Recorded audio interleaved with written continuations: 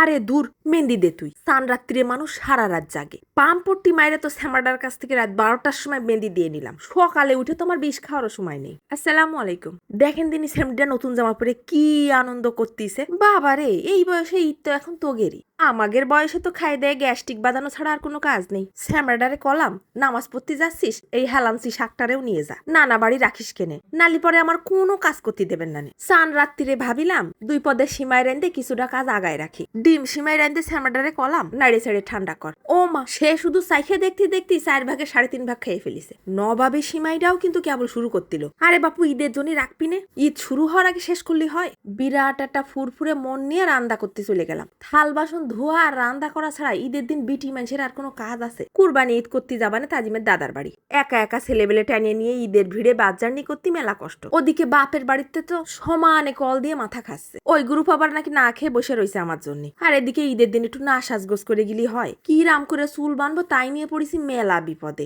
একদল আবার এখনই এসে কবে না আপনারা সাইজে গুজে লাগতেছে ভূতের মতো। আরে থৌ দিনই ঈদের দিন একটু ভূত পেতনি ডাইনিকের মতো লাগতেই হয়। ঈদ বইলে কথা, ছেলেবেলা তো দুটো আগেই চলে গেছে। তারপর আমি আবার একা ড্যাং ড্যাং করতে করতে চলে গেলাম। যাইয়ে দেখলাম তারা আবার আমার জন্য প্লেট সাজাই নিয়ে বসে রয়েছে। চুই ঝালা রসুন দিয়ে গরুর গোস্ত রানছে, পোলাও রানছে, চিংড়ি মাছ ভুনা করছে, আবার ইলিশ মাছও ভাজিছে, সাথে আবার সালাদ, দই, কোক সবকিছুই ছিল।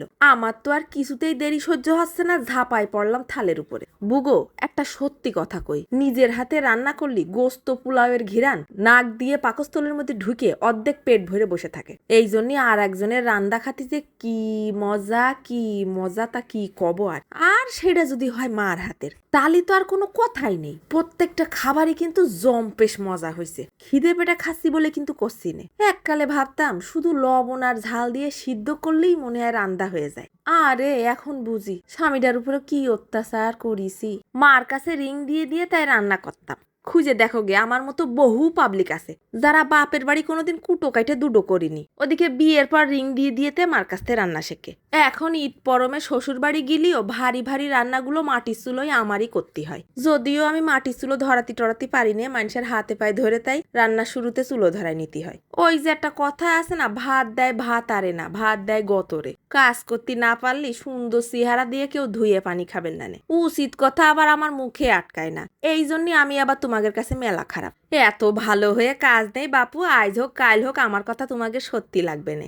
বহুত ধাক্কা গুতো খাই এই পর্যন্ত আইছি। গোস্তটা কিন্তু ফাইন মজা হয়েছে, একেবারে বিস্কুটের মতো ভাঙে হাতের মধ্যে চলে আসছিল। এই কাঁচা ঝালটা চাবাই যাইত মারিছি, এত ঝাল লাগিয়ে গেছে, পরে পানি খেয়ে পেট ভরিছি। আমি কিন্তু আজ 7-8 বছর কোনো ধরনের কোনো কোল্ড ড্রিঙ্কস জুস খাওয়া তো দূরে থাক, টাচও করিনি। অনেকে জিজ্ঞাসা করে আপনি এত খাইয়েও শুকুন কি নাম করে। আরে সাথে থাকেন, আরো অনেক কিছু জানতে পারবেন। আজকে চলে যাচ্ছি, ধন্যবাদ।